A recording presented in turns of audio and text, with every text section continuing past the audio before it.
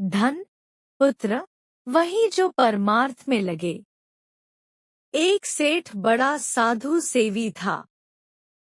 जो भी संत महात्मा नगर में आते वह उन्हें अपने घर बुलाकर उनकी सेवा करता। एक बार एक महात्मा जी सेठ के घर आए। सेठानी महात्मा जी को भोजन कराने लगी। सेठ जी उस समय किसी काम से बाजार चले गए। भोजन करते करते महात्मा जी ने स्वाभाविक ही सेठानी से कुछ प्रश्न किए। पहला प्रश्न यह था कि तुम्हारा बच्चे कितने हैं? सेठानी ने उत्तर दिया कि ईश्वर की कृपा से 4 बच्चे हैं। महात्मा जी ने दूसरा प्रश्न किया कि तुम्हारा धन कितना है? उत्तर मिला कि महाराज, ईश्वर की अति कृपा है, लोग हमें लखपति कहते हैं।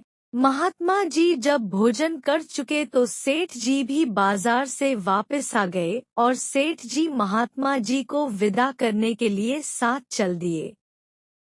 मार्ग में महात्मा जी ने वही प्रश्न सेठ से भी किए जो उन्होंने सेठानी से किए थे। पहला प्रश्न था कि तुम्हारे बच्चे कितने हैं? सेठ जी ने कहा, महाराज, मेरा एक पुत्र है।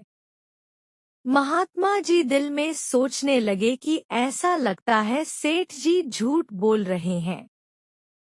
इसकी पत्नी तो कहती थी कि हमारे 4 बच्चे हैं और हमने स्वयं भी 3-4 बच्चे आते जाते देखे हैं, और यह कहता है कि मेरा एक ही पुत्र है। महात्मा जी ने दोबारा वही प्रश्न किया, सेठ जी तुम्हारा धन कितना है? सेठ जी ने उत्तर दिया कि मेरा धन 25,000 रुपया है। महात्मा जी फिर चकित हुए। इसकी सेठानी कहती थी कि लोग हमें लखपति कहते हैं। इतने इनके कारखाने और कारोबार चल रहे हैं और यह कहता है मेरा धन 25,000 रुपये है। महात्मा जी ने तीसरा प्रश्न किया कि सेठ जी, तुम्हारी आयु कितनी है? सेठ ने कहा, महाराज, मेरी आयु 40 वर्ष की है। महात्मा जी यह उत्तर सुनकर हैरान हुए। सफेद इसके बाल हैं। देखने में यह 70-75 वर्ष का वृद्ध प्रतीत होता है और यह अपनी आयु 40 वर्ष बताता है। सोचने लगे कि सेठ अपने बच्चों और धन को छुपाए परंतु आयु को कैसे छुपा सकता है।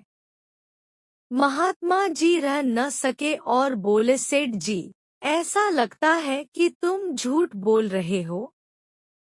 सेठ जी ने हाथ जोड़कर विनय की, महाराज, झूठ बोलना तो वैसे ही पाप है और विशेषकर संतों के साथ झूठ बोलना और भी बड़ा पाप है।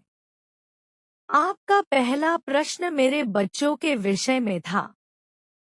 वस्तुतः मेरे 4 पुत्र हैं, किंतु मेरा आज्ञाकारी पुत्र एक ही है। भक्ति भाव पूजा पाठ में लगा हुआ है। मैं उसी एक को ही अपना पुत्र मानता हूँ।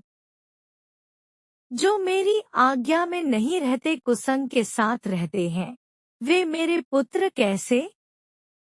दूसरा प्रश्न आपका मेरा धन के विषय में था।